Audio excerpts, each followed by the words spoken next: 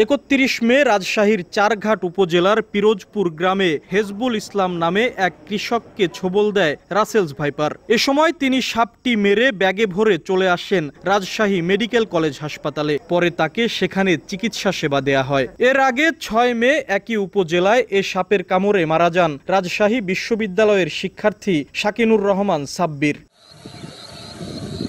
রাজশাহীর পর এবার এ সাপের দেখা মিলল রাজবাড়ীর গোয়ালন্দ উপজেলার চরাঞ্চলে। এরই মধ্যে এসব চরে গত 1.5 মাসে এ সাপের কামড়ে প্রাণ গেছে 3 জনের। এরপর থেকে মাঠে যেতেই ভয় পাচ্ছেন কৃষক। আমার স্বামী নদীর পাড়ে মাছ ধরতে গেছে, সেইখান থেকে রাসেল ভাইপার সাপে তারে কাটছে।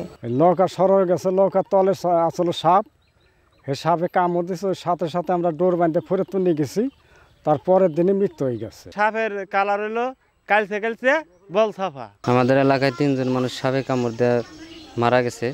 আমরা মনে করলেন খুব আতঙ্কের ভিতরে, ভয়ের ভিতরে আছি। মাঠে নামা খুব ভয় পাচ্ছি, রাস্তায় নাম্বার পাচ্ছি না সাপের ভয়তে। নগদে 500 টাকা বা তার বেশি পেমেন্টে পেতে পারেন ঢাকায় জমিসহ 20 কোটি টাকার পুরস্কার। উপজেলা প্রশাসন জানায়, এরই মধ্যে চরাঞ্চলের কৃষকদের মাঝে গামবুট সরবরাহ ও সাপ বিশেষজ্ঞ দিয়ে সচেতনতামূলক সমাবেশ করার উদ্যোগ নেওয়া হয়েছে। 100 গামবুট এর ব্যবস্থা করেছি, হয়তো খুব দ্রুতই আমরা কৃষকদের মাঝে এটা বিতরণ করতে পারবো।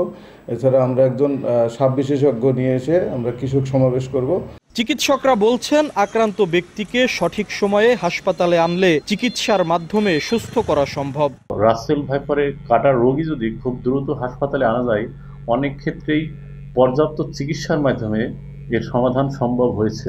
বিশ্বে ভয়ঙ্কর বিষধর সাপের তালিকায় শীর্ষ 5-এ অবস্থান রাসেলস ভাইপারের। তবে হিংস্রতা আর ক্ষিপ্রতায় বিপন্ন প্রজাতির সাপটি আরও এগিয়ে। শরীরে চাঁদের মতো ছাপ থাকায় বাংলাদেশে সাপটি চন্দ্রবোরা নামেও পরিচিত।